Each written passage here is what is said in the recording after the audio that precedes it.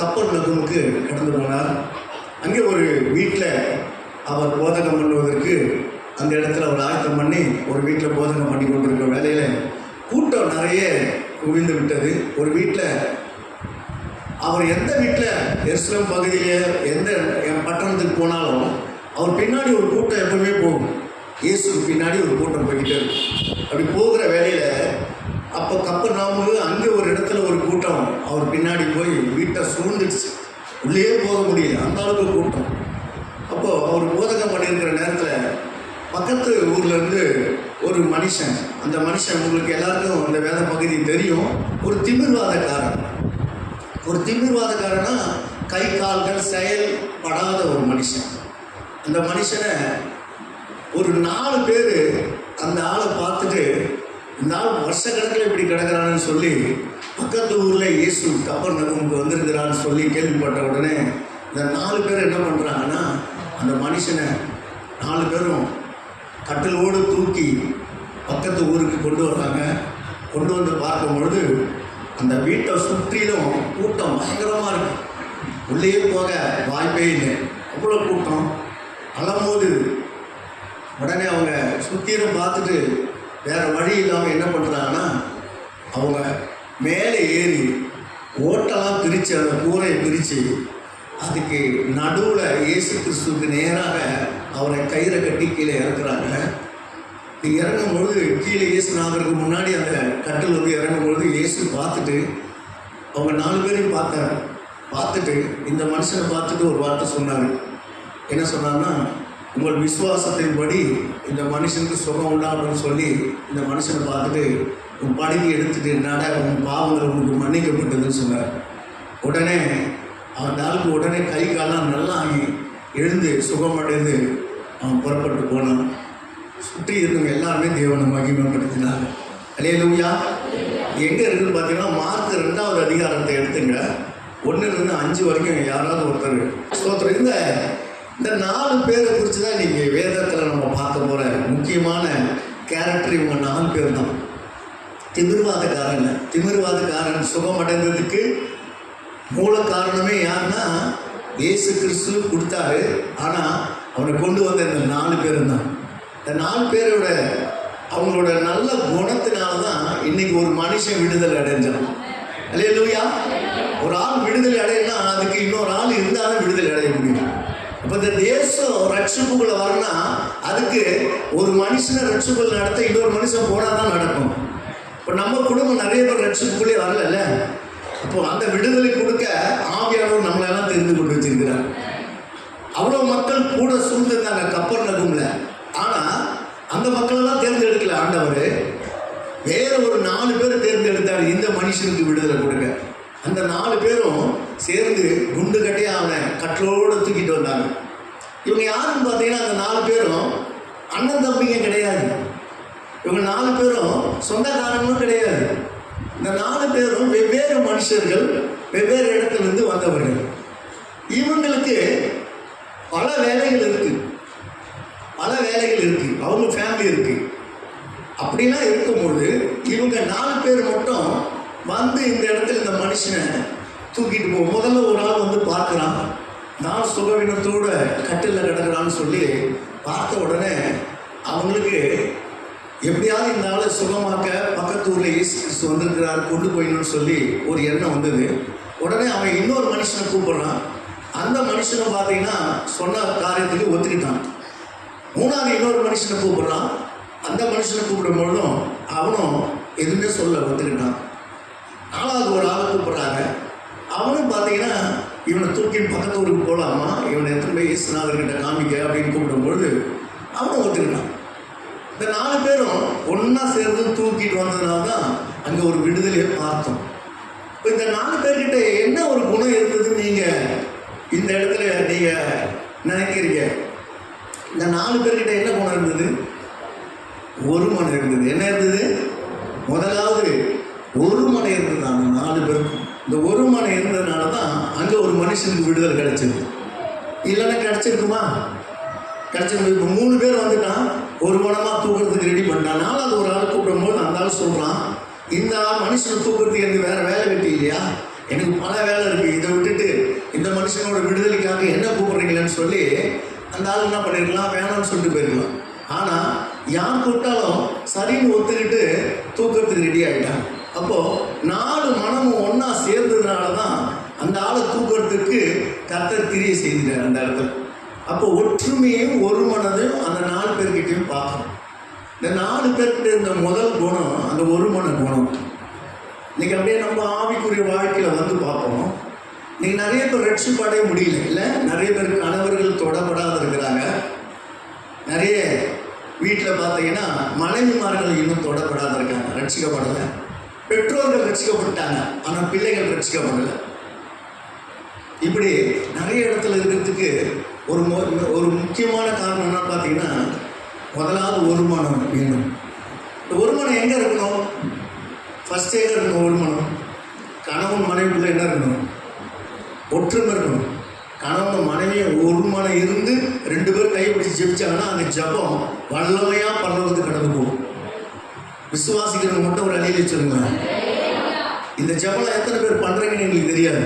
கையை பிடிச்சி கணவன் மனைவியா இருக்கிறவங்க கவனிங்க. கையை பிடிச்சி நீங்க 2 பேரும் சேர்ந்து ஒரு மனதோடு ஜெபிச்சு பாருங்க. உங்க குடும்ப பிரச்சனை எதுவும் வந்தாலும் உடனே சக்சஸ் ஆகிறத நீங்க பார்க்கலாம். நிறைய வீட்டில் அது கிடையாது, இந்த ஒற்றுமை கிடையாது. ஐயா ஒரு நேரம் வருவாரு, அம்மா ஒரு நேரம் ஜபம் பண்ணி முடிப்பாங்க, ஐயா இன்னொரு நேரம் ஜபம் பண்ணுவாரு. சில நேரம் பார்த்தீங்கன்னா ஐயா முன்னாடி பண்ணுவாரு, அம்மா லேட்டாகி இருக்கிற தட்டு மூட்டெல்லாம் கழுவி போட்டு நைட்டு 10 மணிக்கு மேலே வந்து அவங்க பண்ணுவாங்க. இப்படி ஆளுக்கு ஒரு டைமாக பண்ணுற குடும்பத்தில் பார்த்தீங்கன்னா பையன் ஒரு நேரம் பண்ணுவான், அம்மா ஒரு நேரம் பண்ணுவாங்க, அப்பா ஒரு நேரம் பண்ணுவார். இப்படி பண்ணக்கூடிய குடும்பங்களை பார்க்குறோம். நாம அப்படி இருக்கக்கூடாதுன்னு நான் நம்புகிறேன். நம்ம எப்பவுமே ஒற்றுமையோடு உட்கார்ந்து ஒரு மனதோடு நீங்கள் ஜபம் பண்ணி பாருங்க, அந்த இடத்துல ஆண்டவர் கிரியை செய்வார். எப்படின்னா ஆண்டவர் சொல்றார், எங்கே நாமத்தினால் சொல்லுங்க, எங்கே நாமத்தினால் 2-3 பேர் கூடி இருக்கிறீங்களோ அவங்க நடுவில் கூடி இருக்கிறதுனா அந்த ஒரு மனதோடு கூடி இருக்கிற மத்தியில் நான் இது பண்றேன். இப்போ 2 பேரும் ஒரு மனதோடு கூடிட்டா இயேசுநாதர் நடுவில் இருக்கிறாருன்னு நம்பணும். அல்லேலூயா, நம்புறீங்களா? ஒற்றுமையோடு ஜெபிச்சு பாருங்க. தனியாக உட்காந்து ஜெபம் பண்ணுறது நல்லது, தனியாக ஆண்டவர்கிட்ட பேசணும், அது நல்லது. ஆனால் திருமணம் ஆனதுக்கப்புறம் கணவன் மனைவி இணைந்து நீங்கள் ஜெபம் பண்ணணும், இந்த ஒற்றுமையோடு ஜெபம் பண்ணணும். நிறைய வீட்டில் அந்த ஒற்றுமை கிடையாது. பெரியவன் குடும்பத்துக்கு நிறைய இடத்துல பார்க்குறோம், சண்டை, கசப்பு, வேற்றுமை. குடும்பத்திலேயே ஒரு மனம் இல்லை. குடும்பத்தில் ஒரு மனம் இல்லைன்னா சபையில் ஒரு மனம் இருக்குமா? சபையில் ஒரு மனம் இருக்குமா? அங்கே என்ன ஆவி இருக்கோ அதுதான் இங்கே என்ன பண்ணும், அதே ஆவி தான் இங்கே ஒன்று கிரியை செய்யும். சில சபையில் பார்த்தா டீம் சேர்ந்துக்கிறாங்க, 5 பேர் 10 பேர். அவங்க இந்த டீம் அந்த டீமோடு சேராது, அந்த டீம் இந்த டீமோடு சேராது. அவங்க ஒரு குழுவாக போவாங்க, இணைய மாட்டாங்க. ஐயோ நான் அவங்களோட கூட போக மாட்டேன் அப்படின்வாங்க. என்ன காரணம் தெரியுமா? என்ன காரணம்? ஒரு மனம் இல்லை. ஒரு மனம் இருந்தா யார்கிட்ட ஒன்றாலும் சமாதானமா இருப்பாங்க. இயேசுதான் சொல்லிட்டு போயிருக்காரு, நீங்கள் யாவரோடும் சமாதானமா இருங்க. அதுதான் சொன்னார். நம்ம ஒருத்தருக்கு ஒரு மனம் இல்லாத இருந்தா இந்த எழுப்புதல் காலத்துல இயேசு வந்து கிரியை செய்ய முடியாது. இன்னைக்கு பார்த்தீங்கன்னா சபைகள் குடும்பத்தில் ஒரு மனம் இல்லைன்னா சபையில் ஒரு மனம் வராது, சபையில் ஒரு மனம் வரலன்னா சமுதாயத்தில் ஒரு மனம் இருக்காது. சமுதாயத்தில் ஒரு மனம் இல்லாத எழுப்புதல் வருமா? நிச்சயமா வராது. நீ நிறைய இடத்துல அந்த ஒற்றுமையை பார்க்க முடியும். ஒரு மனம் ரொம்ப முக்கியம். நம்ம குடும்பத்தில் நம்ம எல்லாருடைய மருமகளாக இருக்கட்டும், மாமியாராக இருக்கட்டும், எப்படி இருக்கணும்னா ஒரு மனமாக இருக்கணும். பிள்ளைங்களோட பேரண்ட்ஸு ஒரு மனமாக இருக்கணும். கணவனோட மனைவியோட கணவன் ஒரு மனமாக இருக்கணும். இந்த மனுஷனுக்கு அந்த ஒரு மனம் இருந்ததுனால ஒரு மனுஷனோட வாழ்க்கையை குறைஞ்சி போட்டுச்சு. அல்லேலூயா. உங்க வீட்டில் இருக்கிற மனுஷர்களோட வாழ்க்கையை புரட்டணும் எத்தனை பேர் விசுவாசத்தோட ஆசையா இருக்கிறீங்க? நீங்க முதல்ல யாருக்கிட்ட ஒரு மனம் இல்லாத இருக்கிறீங்களோ அவங்களோட ஒரு மனம் ஆகிடுங்க. இந்த கசப்பு மட்டும் இருந்தா உங்க வாழ்க்கையில என்னதான் பைபிள் தூக்கிட்டு எத்தனை ஞாயிற்றுக்கிழமை வந்து கர்த்தரை ஆராதிச்சாலும் பலனை பெருசா பார்க்கவே முடியாது. நீங்க பலனை பெருசா பார்க்கணும்னா எல்லார்கிட்டையும் அந்த சமாதானத்தோடு இருங்க. கசப்புக்கு இடம் கொடுக்காதீங்க. வரும் கிறிஸ்தவர்களுக்கு கசப்புன்ற பேர்ல பிசாசு எல்லாத்தையும் கொண்டு வருவான். எந்த வகையில் உங்களை கொண்டு வரணுமோ அப்படி கொண்டு வருவான். அதை சகித்து ஜெயித்து அவங்களோட கூட சமாதானமா வாழக்கூடியவன் தான் உண்மையான இயேசுநாதரோட பிள்ளையா இருக்க முடியும். அல்லேலூயா. இயேசுநாதரை எவ்வளவுதான் பண்ணாங்க, ஆனா யார்கிட்டயாவது கஷ்டப்பட்டாரா? இல்லையே. யார்கிட்டே கஷ்டப்பா? அவர் வந்து கைது செய்யும் போது கூட, அவர் காதை வெட்டும் போது கூட ஓடி போய் அந்த காதை எடுத்து ஒட்ட வைக்கிறார். தப்பு கைது பண்ண வரவனுக்கே நன்மை செய்கிறார், தீமை செய்ய வந்தவனுக்கே நன்மை செய்கிறார். அப்போ அந்த குணாதிசயம் நமக்கு வரணும்னு தேவன் விரும்புகிறார். நீங்க இந்த பிரிவினைக்கு நம்ம ஒருபோது இடம் கொடுக்கக்கூடாது, கசப்புக்கு இடம் கொடுக்காது. சண்டை வீட்டில் எந்த ஒரு சின்ன சச்சரவு வந்தாலும் ஒரு மனமாயிருங்க, சமாதானமாக போயிருங்க, மன்னிச்சு விட்டு போயிருங்க, சகித்து விட்டு போயிருங்க.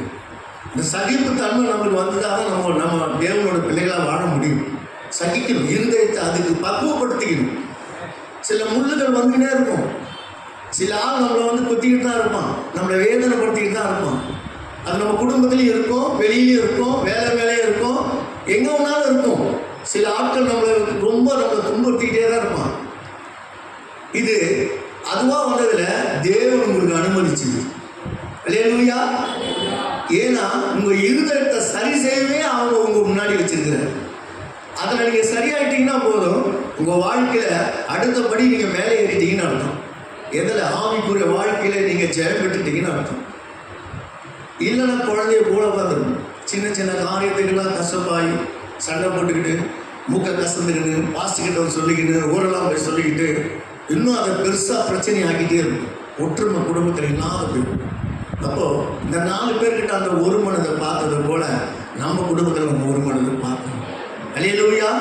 இன்னைக்கு ஏதாவது கசப்பு சஞ்சலம் இருந்தாலும் அதை என்ன பண்ணிடணும்? தூக்கி அடிக்கணும். இந்த எழுப்புதல் காலத்தில் நம்ம தேசம் எழுப்புதலுக்குள்ள வரணும். எழுப்புதல் எங்கே வரணும் தெரியுங்களா? முதல்ல எழுப்புதல் எங்கே வரணும் தெரியுமா? நம்மளோட இருதயத்தில் வரணும். எங்கே வரணும்? நம்ம இருதயத்தில் வரணும். நம்மளுக்குள்ள எழுப்புதல் வந்துட்டா நம்ம குடும்பத்தில் எழுப்புதல் வந்துடும். நம்ம குடும்பத்தில் எழுப்புதல் வந்துடும். குடும்பத்தில் எழுப்புதல் வந்துட்டாக்கா நம்மளோட சமுதாயத்தில் ஒரு எழுப்புதல் வரும், பட்டணத்தில் ஒரு எழுப்புதல் வரும், நம்ம சபையில் ஒரு எழுப்புதல் வரும், நம்ம தேசத்திலே என்ன வரும்?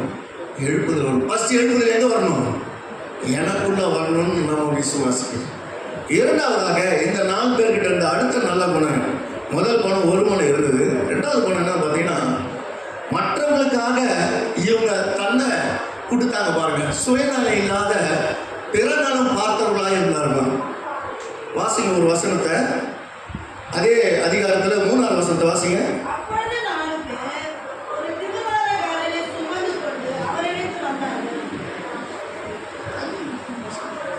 வாசிங்க. 3ஆவது வசனத்தை வாசிங்க. ஒரு திமிர்வாதக்காரனை சுமந்து கொண்டு அவரிடத்தில் வந்தார்கள். அல்லேலூயா. இந்த 4 பேரும் பார்த்தீங்கன்னா இவங்களுக்கெல்லாம் கணவன், மனைவி, பிள்ளைங்க, எல்லாம் ஃபேமிலி எல்லாமே இருக்கு. இவங்க 4 பேருக்கும் இயேசு கிறிஸ்து அந்த ஊருக்கு வந்துருக்கிறது வந்து கூட்டம் ஏந்திரமா வந்து அலங்கோட்டி நிற்கிது. நான் அந்த இடத்துல அவனுக்கு பல பிரச்சனை, பல போராட்டம். எப்படியாவது நான் சுகமாயிடணும், எப்படியாவது எனக்கு பிரச்சனை மாறிடணும், என் போராட்டம் நீங்கன்னு சொல்லி அந்த கப்பல் ஃபுல்லாக அந்த வீட்டை சுற்றி மக்கள் சூழ்ந்து கொண்டிருக்கிறாங்க. எவ்வளோ பிரச்சனைகள் இருக்குது. அதே போல் இந்த திமிர்வாதக்காரனும் பிரச்சனைகள் கிடக்கிறான். இந்த 4 பேர் வந்து பார்த்தீங்கன்னா அவங்களுக்கு பல கடமைகள் இருக்குது. அவங்க வேலைக்கு போனால் இன்னைக்கு சம்பளத்துக்கு வேலைக்கு போனவங்களுக்கு 1200 ரூபா சம்பளம் வைங்க. அன்றைக்கி அப்படி அவங்க கூலி வேலைக்கு போனாங்கன்னா அவங்களுக்கு சம்பளம் உண்டு. அன்றைக்கி அவங்களுக்கு வேலையை விட்டுட்டாங்க. இந்த மனுஷனை தூக்குறதுக்காக வந்தவங்க அன்றைக்கி வேலையை விட்டுட்டாங்க. அந்த சம்பளம் போச்சு அவங்களுக்கு. அவங்க ஃபேமிலியில் எப்படி அவங்க மனைவி பிள்ளைகளுக்கு பல போராட்டங்கள் இருக்கும், பல அவங்களோட தேவைகள் இருக்கும். அதுக்காக வாங்கயா இயேசுநாதர்கிட்ட நம்ம ஃபேமிலிக்காக போய் நம்ம கேட்போன்னு அதை அவங்க யோசிக்கவே இல்லை. அவங்களுக்காக இன்னைக்கு வருமானம் போயிடுச்சுன்னு அதையும் யோசிக்கவே இல்லை. அவங்களுக்கு பல வேலைகள் இருந்தது, அதெல்லாம் விட்டுட்டு வந்துட்டாங்க. என்னடா நம்ம ஒரு வேலை விட்டுட்டு வந்துட்டோமே, அதை போய் செஞ்சாகணுமே, அதையும் யோசிக்கவே இல்லை. அவங்களோட யோசனைலாம் என்னவா இருந்ததுன்னா, இந்த மனுஷனை எப்படியாவது எடுத்து நான் சுகமாகணும் அப்படின்ற ஒரு யோசனை மட்டும்தான் அவங்களுக்கு இருந்தது. அப்போ என்ன இருந்தது பார்த்தீங்கன்னா, சுயநலமே இல்லாத பிற நலத்தை பார்க்கிறாங்க அவங்க. இந்த 4 பேரும் தன்னலத்தை பார்க்கவே இல்லை. இந்த மனுஷனுக்காக நான் எதனா பண்ணணும்னு மற்றவங்களோட நலத்தை பார்க்குறாங்க. அப்படி பார்த்ததுனால தான் அந்த 4 பேரும் கொண்டு போனதுனால அந்த மனுஷனுக்கு ஒரு விடுதலை கிடைச்சது. அல்லேலூயா. சுயநலம். இன்னைக்கு நீங்கள் நம்மளை பற்றி எதனா சொன்னாக்க நமக்கு ஆவேசமாக தான் இருக்கும். அதாவது ஒரு கிறிஸ்தவன்னு ஆயிட்டனால நம்மளோட சுயத்தை தூக்கி ஓரம் கட்டி வச்சிருந்தோம். அல்லேலூயா. நம்ம யாருக்காகன்னு பார்த்தீங்கன்னா மற்றவர்களுக்காகவே நம்ம வாழ்க்கையை வாழ்ந்து முடிக்கணும் தான் இயேசுநாதர் எதிர்பார்க்குறாரு. உனக்காகவே வாழ்ந்த வாழ்க்கை நிறைய இருந்தது இருக்கும். ஆனால் இனி வர நாட்கள் இயேசுநாதருக்காக நீ வாழணும். அதுக்காக தான் உன்னை அழைத்தார். கொய்யவன் கையில் களிமண் போல நம்மளை ஆண்டவர் என்ன பண்ணிட்டாருன்னா அவர் கரத்தில் கொண்டு வந்துட்டார். வளைந்து அவர் கரத்தில் பொறித்து வச்சுட்டார். நீ அவர் சொல்கிறது தான் நம்ம இனி கேட்டுப்போம். இப்போ நம்ம வாழ்க்கை நம்ம டைரக்ஷன் போல ஓடின காலங்கள் உண்டு. அது ரசிக்கப்படுறதுக்கு முன்னாடி எங்கே ஒன்றாலும் ஓடி இருப்போம். பல வேலைகள் செஞ்சுருப்போம். பல வழிகளை தேடி ஓடி இருப்போம். ஆனால் இனி அதெல்லாம் வழி அல்ல. அவரோட வழி தான் நம்ம வழி. இயேசு எந்த வழி உங்களுக்கு வச்சிருக்கிறாரோ அந்த வழி தான். நானே வழியும் சத்தியம் ஜீவனமாக இருக்கிறேன் அப்படின்னு சொன்னார்ல, அவரோட வழி தான் நம்ம வழி.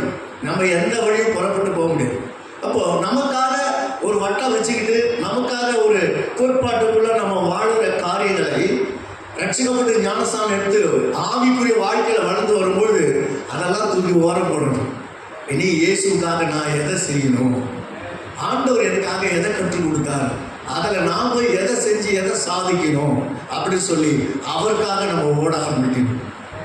அல்லேலூயா. வரமாட்டேங்குது. அல்லேலூயா. எல்லாம் சாப்பிட்டீங்களா? ஒரு மாதிரி சாப்பிடாத மாதிரி இருக்கு, தோண்டா மாதிரி போயிருக்கீங்க. உற்சாகமாக இருக்கிறீங்களா? சந்தோஷமாக இருந்தால் முகத்தில் ஒரு சிரிப்பு வரணும் உங்களுக்குலாம். அல்லேலூயா. நம்ம எங்கள் சபையில் சிரிச்சுக்கிட்டே தான் இருக்கணும். இந்த கும்முன்னு உட்காந்தா பிடிக்காது. ஆமாம், கும்முன்னு உட்காந்தா அதை இஞ்சி துண்ண டேஷன்ட்டுவாங்க.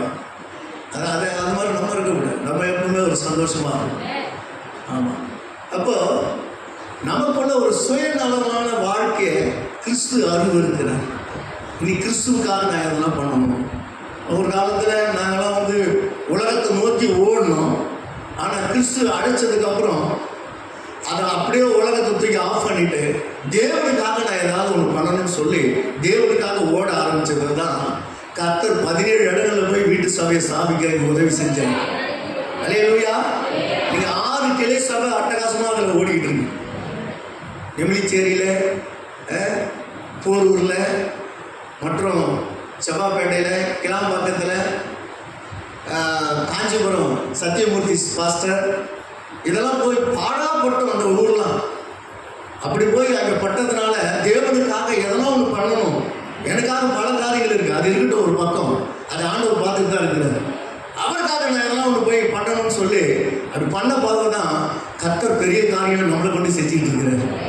நம்மளா ஒரு பெரிய பட்டதாரியம் கிடையாது, பட்ட வாகனம் கிடையாது, பெரிய வேத பண்டிதரும் கிடையாது.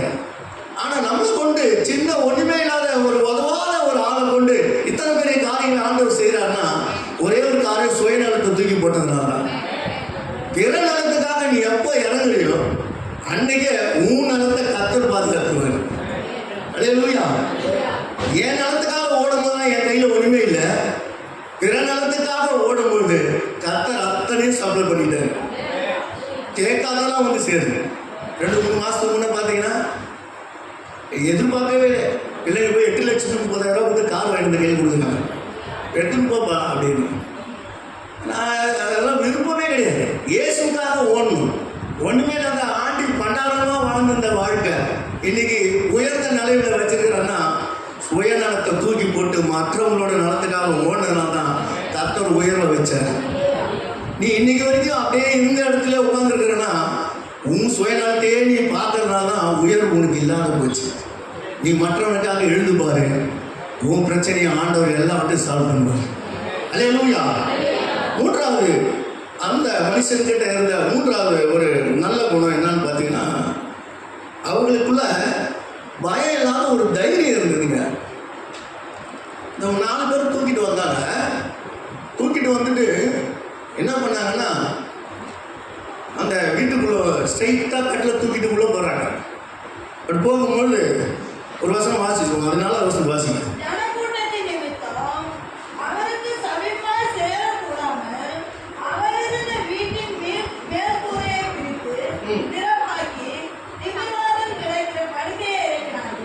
போதும்.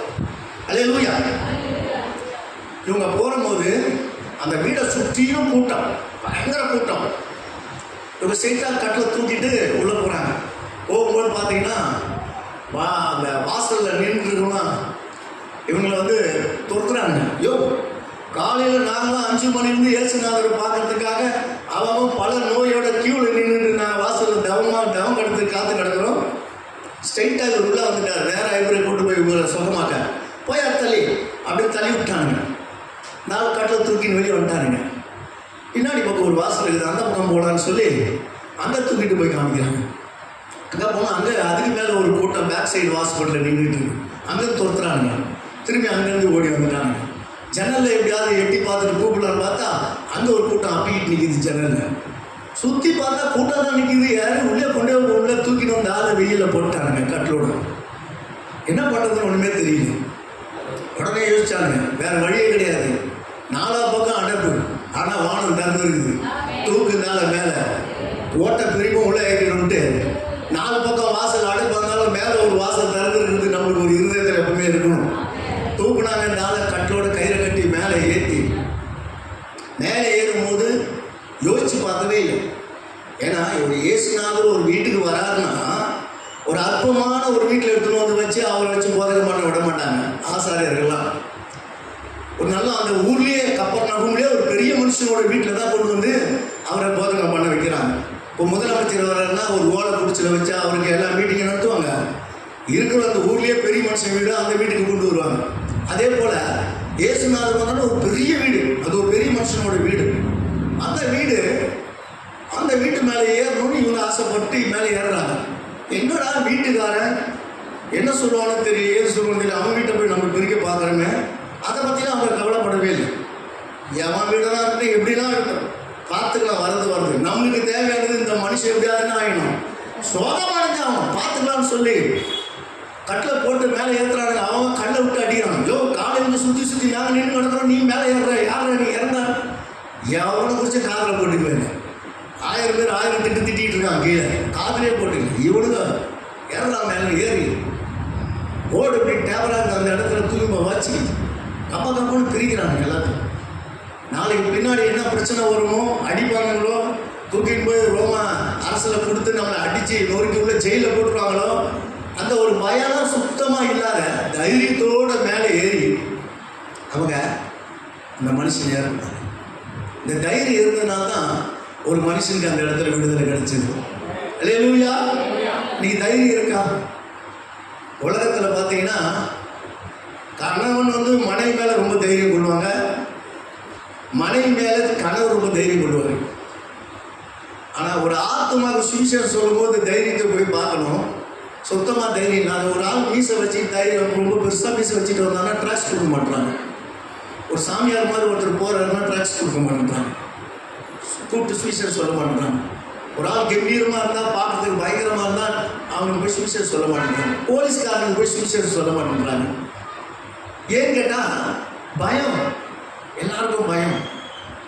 இந்த பயத்தினாலே தேசம் இன்னைக்கும் அப்படியே ஒரு மாதிரி அப்படியே அமைதலாக இருக்குது. கர்த்தரோட வருகை ரொம்ப சமீபம். இயேசுவோட வருகையில் ஒரு பெரிய கூட்டம் கர்த்தருக்குள்ளே போகும்போது எழுப்புதல் அடைஞ்சு, அதுக்கெல்லாம் நம்மளாம் ஒரு காரணமாக இருந்தால் தான் நமக்கு பரலோகத்தில் பலன் மிகுதி இந்த எழுப்புதலுக்கு. அப்போது அதுக்கு முக்கியமானது எது தெரியுமா? எழுப்புதலுக்கு தைரியம். தைரியம் இருந்தால் தான் இந்த எழுப்புதலுக்கு நம்மளாம் ஒரு காரணகர்த்தாவாக இருக்க முடியும். பயந்துக்கிட்டு உட்காந்தோம்னா ஒன்றுமே நடக்காது. பயப்படுறாங்க நிறைய பேர் சுவிசேஷம் சொல்ல.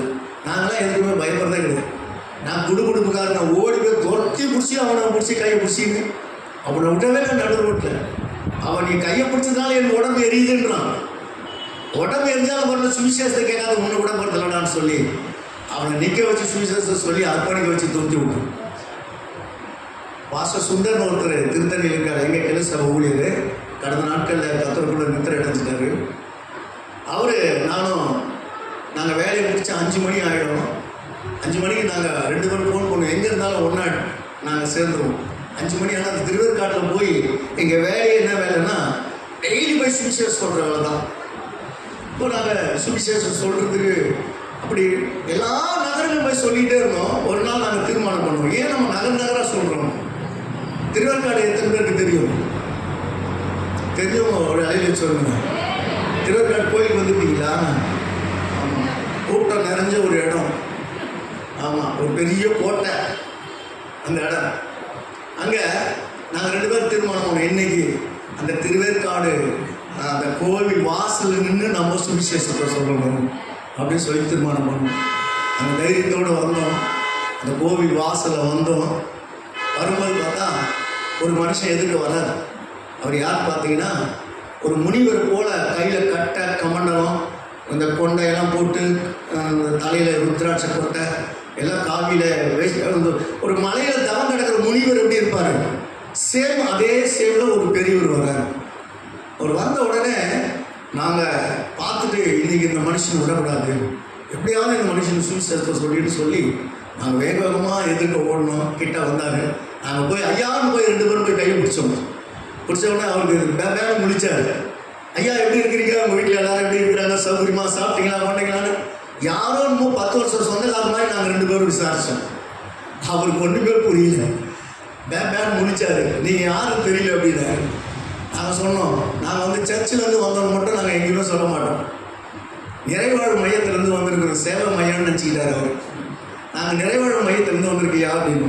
ஓ, சேவை மையத்திலேருந்து வந்திருக்கா அப்படின்னு. நம்மளாம் அவருக்கு சில டெக்னிக்கலாக கற்றுக்கணும் நல்லா பேசுறது. அப்படியே ஐயா சொல்லுங்கயா, என் பேர் இது அதுன்னாரு. அவர் கேட்டார், அவர் விசாரித்தோம்.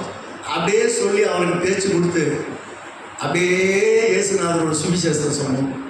நிற்க வச்சு வாசல்லையே சொன்னோம். பக்கத்துலேயே ஒரு ஐயர் தட்டை வச்சுட்டு நிற்கிறாரு அந்த புத்து கோயிலில். அவரும் கேட்டுக்கிட்டு இருக்காரு சுவிசேஷத்தை.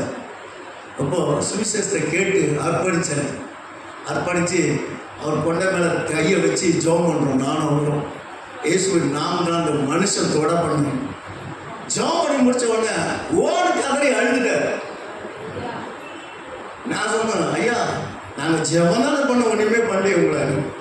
அவர் சொல்கிறாரு, நான் ஞானஸ்தானம் எடுத்து பின்மாற்றத்தில் போனோம் நான். அல்லேலூயா. இன்னைக்கு கர்த்தர் உங்களை கொண்டு என் கண்ணை திறந்தாரு. நீங்கள் வரலன்னா என்னாலும் நான் இந்த சாமியார் இருந்து பண்டாரமாக அணிஞ்சுட்டு தான் இருந்திருப்பேன். சுந்தர் சொன்னார், இன்னைக்கு கூட இந்த பண்டார வேஷத்தை என்ன பண்ணிடணும், காலிச்சு போட்டுடணும். இதோடு சர்ச்சுக்கு என்ன பண்ணணும், பைபிள் எடுக்கணும். அழுது அர்ப்பணிச்சு அதோடு போயிட்டார். நான் இனிமேல் நான் சர்ச்சுக்கு தான் போகணும்னு சொன்னேன். அன்றைக்கி ஒரு சாமியார் வராரு, அவருக்கு போய் நான் சுவிசேஷத்தை எப்படா சொல்கிறதுன்னு பயந்து போயிருந்தா ஒரு மனுஷன் மீண்டுமாய் கர்த்தர்கிட்ட மனம் திரும்பி வந்திருக்க முடியாது. அல்லேலூயா. தைரியத்தோடு போய் சொன்னதுனால தான் அந்த மனுஷனுக்கு ஒரு மருத்துவம் கிடைச்சிடும். இவங்க தைரியமாக அந்த கூரை மேலே ஏறினதுனால தான் ஒரு திமிர்வாதக்காரனுக்கு ஒரு விடுதலை கிடைச்சிடும். இன்னைக்கு தைரியத்தோட சுவிசேஷத்தை நம்ம போய் விதைச்சாதான் இன்றைக்கி நம்மளோட தேசத்துக்கு ஒரு எழுப்புதலை நம்ம பார்க்க முடியும். இல்லைன்னா நம்ம தேசத்தில் எழுப்புதலை பார்க்க முடியுமா? முடியாது. நம்ம வேலையை பார்த்துட்டு அவ்வளோதான். ஞாயிற்றுக்கிழமை ஆராதனை முடிஞ்சுதா, இதோட சிக்கன் கடைக்கு போவோம், மட்டன் கடைக்கு போவோம், வாங்குவோம், சமைப்போம், சாப்பிடுவோம், தூங்குவோம். சாயங்காலம் முடிஞ்சவங்க இங்கே வருவாங்க, இல்லைன்னா இல்லை டிவிலேயே எங்கேயாவது ஷாப்பிங்கே எங்கேயாவது போயிடுவோம். இதோட அடுத்த ஞாயிற்றுக்கிழமை தான் இந்த சபை எங்கே இருக்குதுன்ற ஞாபகம் வரும், பைபிள் எங்கே இருக்குதுன்னு அப்போ போய் தேடுவோம். அதுக்காக ஒரு ட்ரெஸ் எடுத்து போட்டுட்டு இங்கே வந்து உட்காருவோம். வேறு நடுவில் ஏதாவது திங்கிங், இயேசுநாதரை குறித்தோம், அவரோட திட்டத்தை குறித்தோம், அவர் நம்ம மேலே வச்சுக்கிற நோக்கத்தை குறித்தோம் நமக்கு ஏதாவது ஞாபகம் வருமா? எல்லாருக்கும் சொல்ல முடியாது. ஒரு சிலர் இருக்கிறீங்க, போய் தைரியமாக போய் சொல்கிறேன்னு இருக்கிறீங்க. ஆனால் எல்லாருமே சொல்ல முடியாது. இன்றைக்கி தைரியமாக இருங்க. உலகம் வந்து சும்மா பயம்தான், பிசாசு பயம்தான் பொறுத்துவான், நம்மளை ஒன்றும் பண்ண முடியாது. கர்த்தர் ஏன்னா அவருக்குள்ளே இருக்கிறத காட்டில் நமக்குள்ளே இருக்கிற ஒரு பெரியவர் என்பதை நம்ம எப்பவுமே மறந்து போக முடியாது. நமக்குள்ளே இருக்கிறவர் நம்மளை எந்த வகையில் எங்கேயும் தலை குனிய விட மாட்டார். தலை நிமிர்தான் வைப்பார். அவனும் தலை குனிஞ்சு போயிடுவான். நீ உங்களுக்குள்ள தைரியம் இருந்தால் மட்டும் போதும், மற்ற காலத்தை இயேசு பார்த்துப்பார். தைரியத்தோடு போய் நில்லுங்க. கிரிய நடப்பிக்கிறது நீங்கள் இல்லை, பரிசுத்த ஆவியானவர். அவர் இருந்தாலும் எல்லா கதையும் நடக்கும். அப்போ அந்த தைரியம் இவங்களுக்குள்ள இருந்ததுனால கர்த்தர் இவங்களோட அந்த தைரியத்தை பார்த்தா அந்த மனுஷனுக்கு ஒரு விடுதலை. நாலாவது ஒரு அவங்களுக்கு இருக்கிற நல்ல குணத்தை நான் சொல்கிறேன். அவங்களுக்குள்ள நாலாவது என்ன குணம்னு பார்த்தீங்கன்னா, அந்த அதே வசனம் திரும்பி 4வது வசனத்தை வாசிங்களேன்.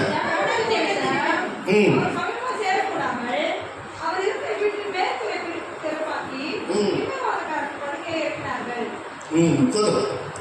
இப்போ இவங்ககிட்ட இன்னொரு குணம் என்னன்னு பார்த்தீங்கன்னா, கடினமான உழைப்பு. என்ன இருந்தது? கடினமான உழைப்பு. இப்போ அங்கே இருந்த ஊருக்கும் இயேசுநாதர் வந்த இடத்துக்கும் ஒரு 1.5-2 கிலோமீட்டர் தூரம் இருக்குன்னு வைங்க.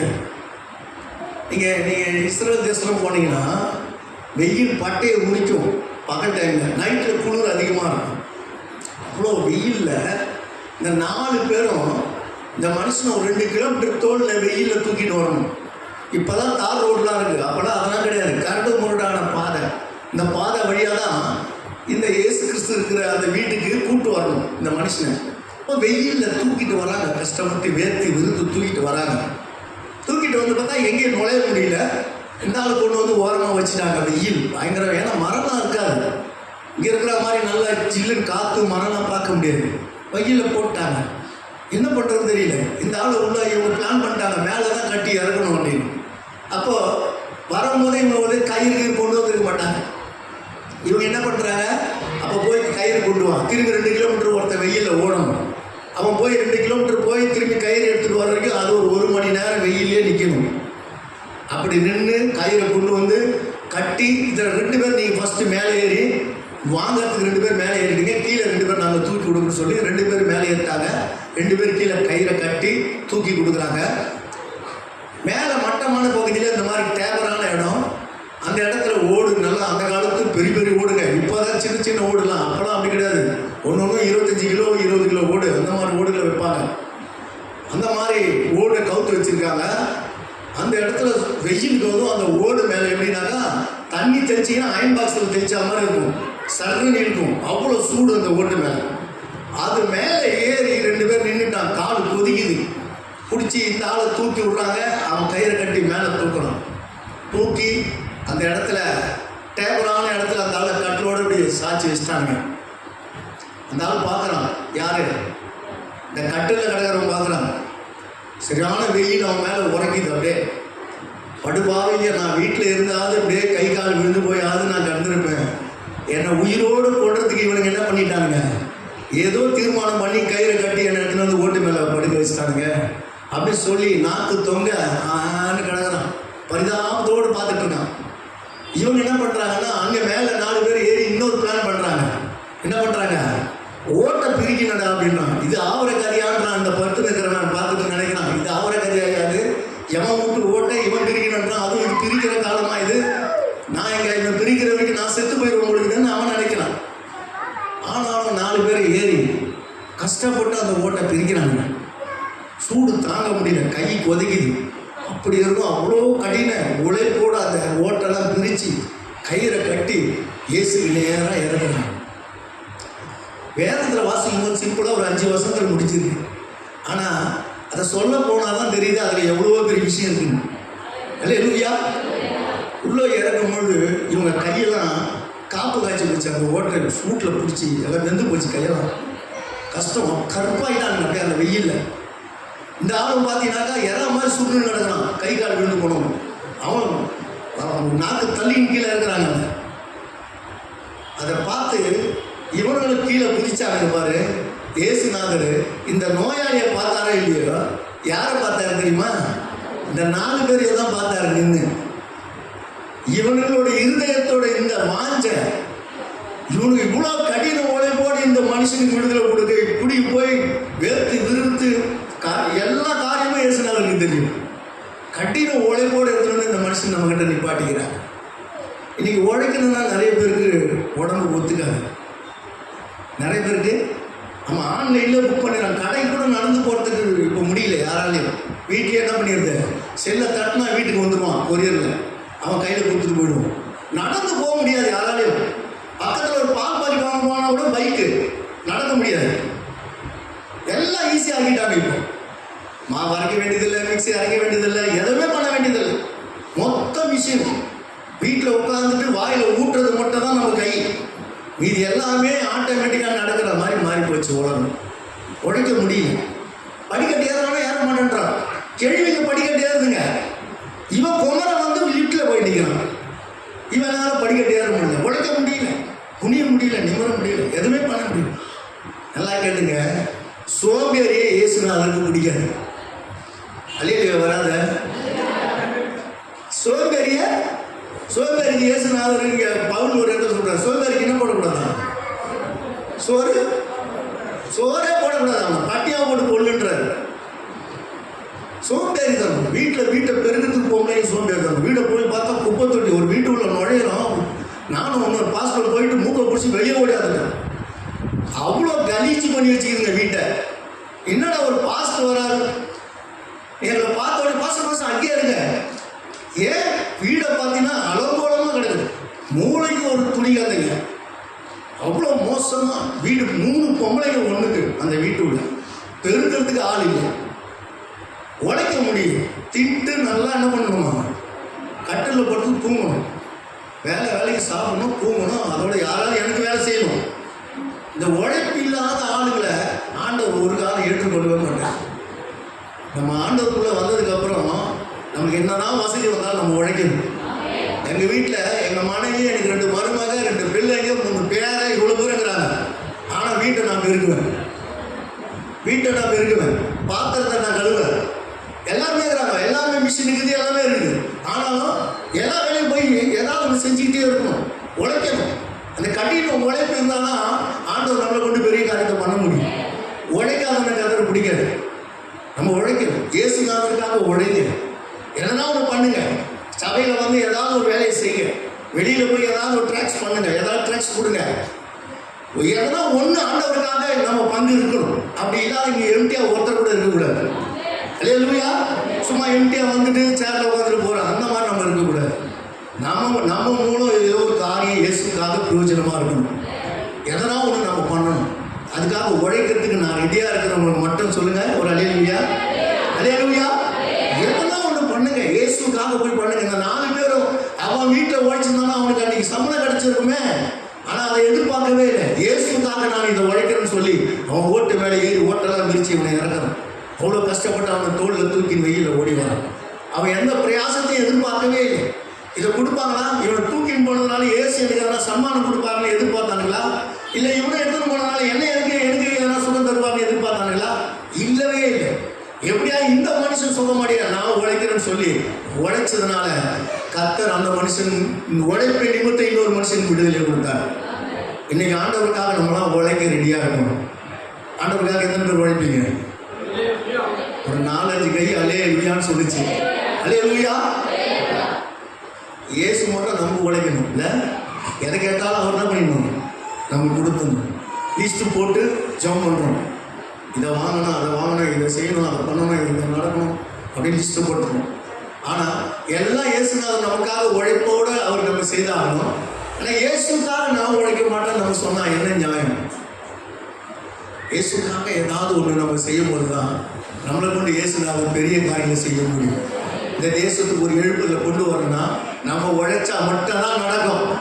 நம்ம உழைக்கலைன்னா நடக்கவே நடக்காது. கடைசியில் உடையவன் சொல்லி நான் முடிச்சிடுறேன். கடைசியில் பார்த்தீங்கன்னா அந்த 5வது வசனத்தை ஒருத்தர் வாசிங்க.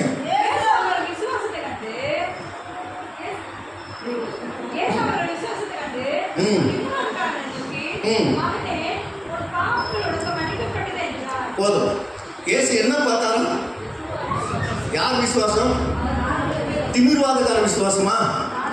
அந்த அவர்கள் போட்டுக்கிறது யாருன்னா 4 பேரோட விசுவாசம். இந்த 4 பேரோட விசுவாசத்தை பார்த்து என்ன சொல்றாரு? பாவங்கள் உங்களுக்கு மன்னிக்கப்பட்டதுன்றாரு. 11:12 சொல்றாரு, எழுந்து உன் படுக்கை எடுத்துட்டு நட.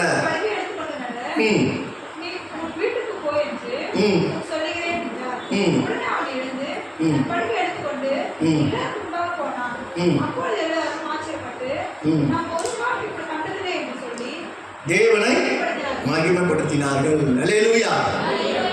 இந்த 4 பேர்கிட்ட அடுத்தது இருந்த முக்கியமான ஒரு அவங்களுக்குள்ள இருந்த ஒரு குணம் என்னன்னா, விசுவாசம் கொழுந்துகிட்டே இருந்திருக்கு. இந்த விசுவாசத்தினால தான் ஆண்டவர் அங்கே ஒரு மனுஷனுக்கு பிழைப்பு உண்டாக்குனார். விசுவாசத்தினால் நீதிமான் பிழைப்பான் வசனம் இருக்கு. விசுவாசம் இல்லாத சந்ததியே எது வரைக்கும் நான் உங்களோட கூட இருப்பேன்றார். அற்ப விசுவாசியே கூட சொல்றாரு ஒரு இடத்துல. சிஷ்யர்களை பார்த்து திட்டுறாரா இல்லையா? படகுல வரும்போது கடல் கொந்தளிக்கும் போது எல்லாரும் பயப்பட்டாங்க. நாங்கள் எல்லாம் மாண்டு போக போறோம்னு சொல்லி இயேசுநாதர் போய் எழுப்பும்பொழுது எழுந்து ஒரு அதட்டினார். எல்லாம் நின்று போச்சு காட்டுறதுலாம். ஒரு விசுவாசம் எங்க போச்சுன்னு கேட்டார். அற்ப விசுவாசிகளே, விசுவாசம் எங்க போட்டதுன்னு கேட்டார். இன்னைக்கும் விசுவாசம் இல்லாத விசுவாசின்னு பேர் நமக்குலாம். நமக்கு பேர்லாம் என்னது? விசுவாசம் அப்படின்னு நமக்கு இருந்தாதான் நமக்கு விசுவாசின்னு பேரு. ஆனா விசுவாசமே இல்லாத விசுவாசி இருக்கிறாங்களா இல்லையா? விசுவாசம் இருந்தா யார்கிட்டயாவது போய் ஏதாவது கேட்டு இருப்போமா? ஒரு பாஸ்டர் வராங்கன்னா மொத்த டிக்கெட்டை வந்துடும். எங்க சர்ச்சில் நான் பார்க்குறேன், எல்லாம் அந்த பாஸ்டர் கிட்ட மண்டையை கூட்டு நிற்கணும். அதாவது பல போராட்டம், பல பிரச்சனை, பல காரியம், இது அது அப்படி எப்படின்னு சொல்லி எல்லாம் வந்து தலை கொடுப்பாங்க. அதில் ஒரு கூட்டம் மட்டும் கம்முன்னு போவோம் எழுந்து. இந்த விசுவாசம் இருக்கிறவன் இயேசுநாதர்கிட்ட சொல்லிட்டாங்கன்னா வேலை முடிஞ்சிடுச்சு போயிடும். இது வேலை முடிஞ்சிடும். இதுக்காக இன்னொரு ரெக்கமெண்டேஷன் என்ன பண்ண மாட்டான், தேடவே மாட்டான். இந்த ரெக்கமெண்டேஷன் தேடி போறவங்களுக்கு என்ன இல்லை தெரியுமா? சொல்ல மாட்டீங்களே, விசுவாசம் இல்லை. விசுவாசம் இருந்தானா பரலோகத்துக்கே போக முடியும். மனுஷகுமாரன் பூமியில் வரும்போது விசுவாசத்தை காண்பாரோ. விசுவாசம் இருந்தா போதும், எல்லாவற்றையும் ஜெயம் எடுத்துட்டு மேலே போக முடியும். உனக்கு விசுவாசம் இருக்கா? நான் பரலோகம் போயிடுவேன். எத்தனை பேர் இங்கே பரலோகம் போகிறதுக்கு இன்னைக்கு இயேசுநாதர் இப்போ வந்தானா போவீங்கன்னு நான் உங்களை கையை தூக்க சொல்ல மாட்டேன். அதுக்குள்ள கை தூக்காதீங்க. எங்கள் சபையில் நான் கேட்பேன் முடியும், எத்தனை பேர் இப்போ இயேசுநாதர் இங்கே வந்தாருன்னா பரலோகம் போவீங்கன்னு கேட்டீங்கன்னா ஒரு 10 கை மட்டும் தூக்கும். மீதி கையெல்லாம் இப்படி இப்படி இருக்கும். அது முடியுமா முடியாதுன்னா அதுக்கே டவுட்டு. என்ன இல்லை, அதுக்கு விசுவாசம் கிடையாது. அதோட ஆவிக்குரிய வாழ்க்கையில் அதுக்கே டவுட்டு. நான் விசுவாசத்தோடு இருக்கிறேன்னா, நான் அவிசுவாசத்தோடு இருக்கிறேன். நான் விசுவாசம் இந்த வார்த்தை பேசுகிறோம்ல, இந்த பேசுகிற வார்த்தையில் நீங்கள் எந்த வார்த்தை பேசினாலும் நீங்கள் விசுவாச வார்த்தையை பேசி பாருங்களேன், அது அப்படியே நடக்கும். நீங்கள் பேசுறதுனால நான் ஒரு சிஸ்டர் கூப்பிட்டு கிட்டத்தட்ட எனக்கு முன்னாடி ரட்சிக்கப்பட்டு சபைக்கு வந்தவங்க, 25 ஆண்டு காலமாக சபையில் விசுவாசி மூப்பர், எல்லாம் லீடர் லெவலில் டாப் எல்லாம் பயிற்சி முடித்தவங்க, கணவர் ரட்சிக்கப்பட்டார். அவங்க வீட்டுக்கு விசிட்லாம் நான் போவேன். போகும்போது அவங்க கணவரை நான் பார்த்து பேசுவேன். சுவிசேஷம் ரொம்ப அன்பானவர், சுவிசேஷம் நல்லா கேட்பார். இயேசுநாதர் ரொம்ப பிடிக்கும். ஏன் பிரதர், ஏன் இயேசுநாதர் பிடிக்குது ஆனால் சபைக்கு வரமாட்டேன்றீங்களே அப்படின்னு கேட்டால் அவர் சொல்லுவார், 20 வருஷம் அவரை என் மனைவி இன்னும் மாறவே இல்லை. என் மனைவி முதல்ல இயேசுநாதர் முதல்ல மாற்றட்டும், 2வது நான் வரேன் அப்படின்வார். அல்லேலூயா. அந்த அம்மாவை கூப்பிட்டு, சிஸ்டர் ஏன் உங்கள் வீட்டுக்காரர் இவ்வளோ காலம் நீங்கள் இவங்க ஊராக போய் சுவிசேஷம் பேக்க மாட்டுருவாங்க, மாட்டிட்டாங்கன்னா வர நாள் ஊழியம் செய்துட்டு வருவாங்க. போயிட்டு ஊரே போய்ட்டு சுவிசேஷம் சொல்லுவாங்க. சொல்லிட்டு வர உங்கள் வீட்டுக்காரர் யார் ரட்சிப்புல வரமாட்டேன்றாங்க. அந்த அம்மா சொன்ன வார்த்தை தெரியுமா? பாஸ்டர் அதெல்லாம் இந்த காலத்துக்கு இந்த ஜென்மத்துக்கு ரட்சிக்கப்படாது பாஸ்டர், அதுக்கு அதே விட்டுருக்கு பாஸ்டர், வேற எதெல்லாம் பேசுங்க நீங்கள். இப்போ அவங்க வீட்டுக்காரர் ரட்சிக்கப்படுவாரா? உன் வாயில் என்ன வார்த்தை வருதோ அதுதான் ஆண்டவர் அப்படியே அங்கீகரிப்பாருங்க. உன் வார்த்தையின்படியே உனக்கு கடவுள். இதெல்லாம் எங்க பாஸ்டர் ரட்சிக்க போட போகுது? எது? அவங்க வீட்டு ஆடு மாடு கணவரை சொல்றாங்க அந்த அம்மா. அப்போ இதுல இருந்தே தெரியுது ஏன் அந்த ஆள் ரட்சிக்கப்படாத இருக்கிறாங்க. இப்போ ஒரு மனுஷன் ரட்சிப்புக்குள்ள வரலன்னா நம்மளோட விசுவாசத்துல அது நம்ம மூலதனம் இல்லைன்னு அர்த்தம். நம்மளோட அவிசுவாசத்தை நிமித்தமே அநேகர் இன்னும் ரட்சிக்கப்படாத இருக்கிறான் உலகத்துல. இன்னைக்கு நம்மளாம் என்னன்னா இதை போனால் அவன் என்னாச்சும் அவன் எங்க தொட போறான், அவன் எங்க வர போறான், இவன் நம்ம நினைக்கிறது ரொம்ப தப்பு. நாங்கள் நினைப்போம் இந்த மனுஷனை போனால் எப்படியா ரட்சிப்புக்குள்ள நடத்தணும், விடப்படாதுன்னு போய் பேசணும் வந்துடுவான் சர்ச்சுக்கு. நம்மளோட நம்பிக்கை நம்மளோட விசுவாசம் தான். இந்த சபைக்கோட பேர் என்ன தெரியுமா? என்ன என்ன என்ன ஏஜி? நம்பிக்கை. அப்படின்னா நம்பிக்கை என்பது உங்களோட விசுவாசத்துக்கோட ஆணிதனம் தான். அதுதான் முக்கியம். நம்பிக்கை. நான் போயிட்டு சர்ச்சுக்கு வந்தோன்னா எனக்கு ஒரு அற்புதம் நடந்து முடிஞ்சிறையா, நீங்க நான் வந்துடுன்னா சும்மாலாம் போக மாட்டேன். நீங்க ஒன்னா பாருங்க, என் வீட்டில் போகிறதுக்குள்ள ஒரு மாற்றம் வந்துடும் பாருங்க, இங்கேருந்து போகிறதுக்குள்ள என்னோட நோய் காணாத போயிடும் பாருங்க அப்படின்னு உனக்கு நம்பிக்கை, அந்த விசுவாசம் உனக்கு உள்ளத்தில் இருந்தால் திரும்பி அந்த நோய் உன்னை தொடுறதுக்கு வாய்ப்பே இல்லை. அது இல்லாததுனால தான் வந்த மூட்டையை போக்குள்ள என்ன பண்ணுறது, தலையில் தூக்கி வச்சு திரும்பி வீட்டுக்கு போகிறது. வரக்குள்ள பெரிய மூட்டை கட்டிட்டு வருவாங்க, பல மூட்டை கட்டிட்டு வருவாங்க. அது இதுன்னு ஊறப்பட்ட மூட்டையை தூக்கி தள்ள வச்சுட்டு வந்து இங்கே வந்து என்ன பண்ணுறதுன்னா இறக்கி வைங்கிறான்னா இறக்கி வைக்கிறது கிடையாது. அந்த மூட்டையை தள்ள வச்சுக்கிட்டே என்ன பண்ணுறது, உட்காந்துட்டு எல்லா கதையும் கேட்டு எழுந்து போகல செருப்பு மாட்டின்னு மூட்டையை தள்ள வச்சுக்கின்னு என்ன பண்ணுறது ஓடணும். ஒரு கதையை சொல்லி நான் முடிச்சிடுறேன். ஒரு நாள் ஒரு அம்மா வேகாத வெயில்ல விறகு கட்டையை காட்டில் கட்டி சொந்துட்டு போகுது. அப்படி போகும்போது ஒரு மாட்டு வண்டிக்காரர் அந்த வழியாக போகிறாரு. அவர் பார்த்தாரு, அம்மா இந்த வேகாத வெயிலில் இவ்வளோ கஷ்டப்பட்டு விறகத்தை சுமந்துட்டு போகிறீங்க, எந்த ஊருக்கு போகிறீங்கன்னு கேட்டோன்னா அது அந்த கிராமத்து ஊரை சொல்லிச்சு. அப்படியாம்மா, நான் அந்த வழியாக தான் போகிறேன், அந்த மாட்டு வண்டி எடுத்துகிட்டு, நீ ஒன்றா என்னோடய வண்டியில் ஏறிக்கோ அப்படின்னாலாம். ஐயா புண்ணியமாக போகுது, உங்களுக்கு ரொம்ப நல்லது யான்னு சொல்லிட்டு மாட்டு வண்டியில் ஏறி இந்த அம்மா உட்காந்துடுச்சு. ஊர் வந்துடுச்சு, கிராமம் வந்துடுச்சுமா, இறங்குமா அப்படின்னாலாம். சொல்லிவிட்டு அவர் திரும்பி பார்த்துக்கிறார். பார்த்தா இந்த அம்மா வண்டியில் எப்படி போட்டுருக்குன்னா கட்டையை தலைமையில் வச்சுக்கினே வண்டியில் போட்டுக்கணும். அவர் பார்த்து கேட்டாரா, ஏம்மா இந்த வெயில் அந்த கட்டையை உன்னால் சுமக்க முடியலன்னா நான் வண்டியில் உன்னை ஏற்றிட்டு வந்தேன், நீயும் இந்த வண்டியில் ஏறி உட்காந்துட்ட, ஆனால் கட்டையை என்ன பண்ணல, வண்டியில் வைக்காது உன் தலையிலே வச்சு நிற்கிறேம்மா நீன்னு சொல்லி அந்த ஆள் ஒரு மாதிரி பண்ணிட்டு இறங்கி விட்டார். அதே மாதிரி தான் இன்றைக்கி விசுவாசிங்க பல போராட்டத்தோடு எல்லாவற்றையும் தலையில் சுமந்துட்டு வந்துட்டு இங்கே வந்து அந்த போராட்டத்தெல்லாம் நம்மளோட பிரச்சனையெல்லாம் பாரத்தெல்லாம் இயேசு பாதத்தில் இறக்கி வைக்காத அப்படியே தலையில் வச்சுட்டு அப்படியே என்ன பண்ணுறது, திரும்பி எழுந்து போகுது. இயேசு சொல்கிறார், வருத்தப்பட்டு பாதம் சுமக்கிறவங்களே நீங்கள் எல்லாரும் என்கிட்ட வாங்க, நான் உங்களை என்ன பண்ணுறேன்.